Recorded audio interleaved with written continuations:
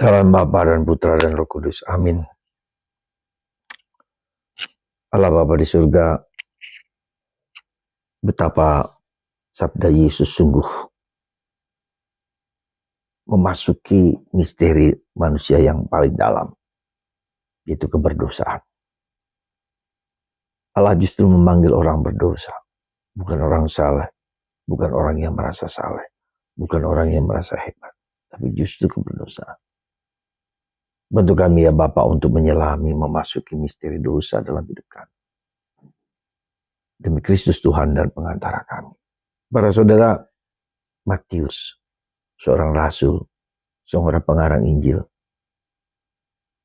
seorang yang berdosa, seorang pemungut cukai, yang dipilih Yesus untuk menjadi muridnya, untuk menjadi rasulnya, untuk menjadi orang yang dekat, spesial di dekatnya.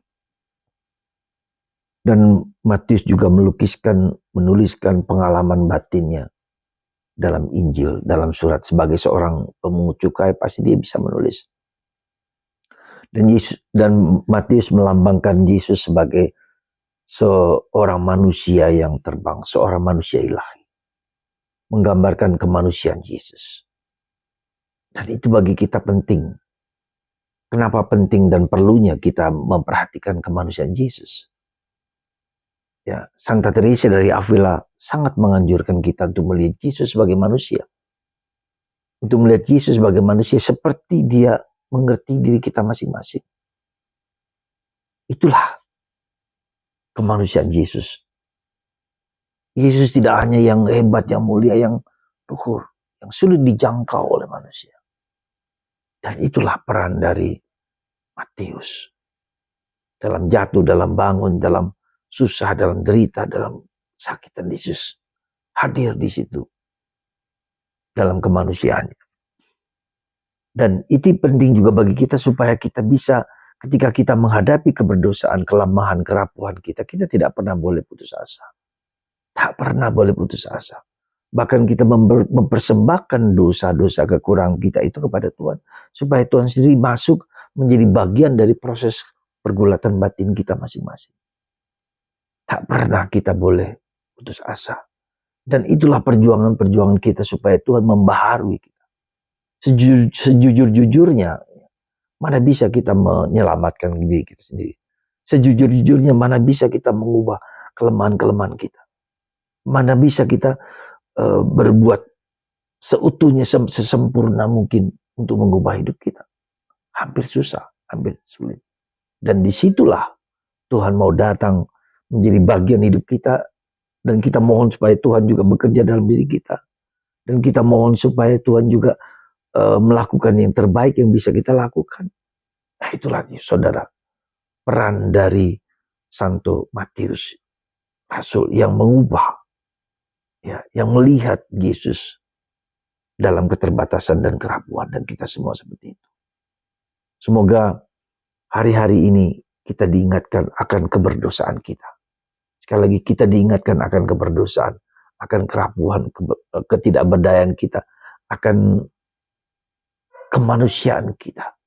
Dan kita penting dan perlu untuk melihat, mengalami Yesus.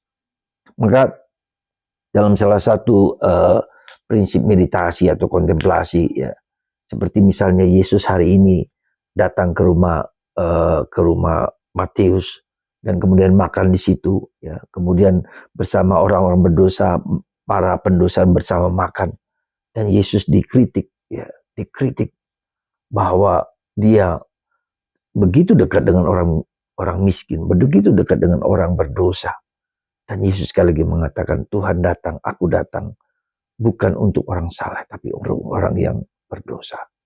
Dan ini menunjukkan kepada kita salah satu metode meditasi kita. Kita tidak perlu memikirkan sesuatu itu, tapi kita membayangkan kita berada bersama Yesus, bersama orang berdosa di sana, di tempat itu kita hadir, kita merasakan Yesus yang begitu dekat dengan orang-orang kecil dan miskin.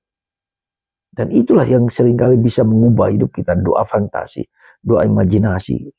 Kita menjadi bagian dari proses di mana Yesus berada di situ. Semoga kita bisa menggunakan doa fantasi, doa imajinasi kita hadir bersama Yesus yang bersama orang berdosa. Aku di situ. Semoga kita semua diajak untuk mengalami Yesus.